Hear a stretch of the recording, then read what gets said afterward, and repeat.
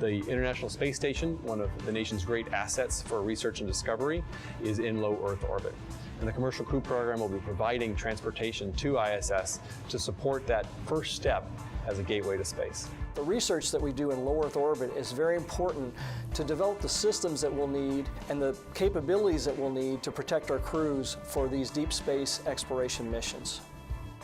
So the International Space Station is our orbiting laboratory, and it allows us to do research on life and physical sciences and really understand the impact of living without gravity. Because if we understand how organisms respond to gravity and to a lack of gravity, then we'll be able to think about how humans and other organisms might survive on other planets.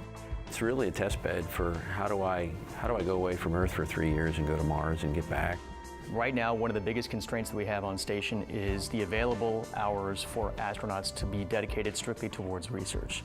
And that's why we're so excited by the Commercial Crew Program, because it'll be bringing additional astronauts to the space station, so we're going to have a lot more time to do science.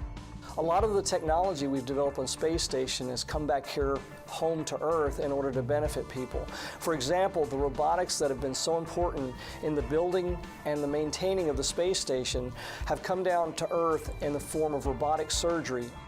But then think about that crazy day when, instead of just having astronauts that represent NASA interests, you're now able to have private researchers that go up to help and look at research that might enhance life on Earth, or looking at ways to better create drugs or therapies that can improve patient care on the ground.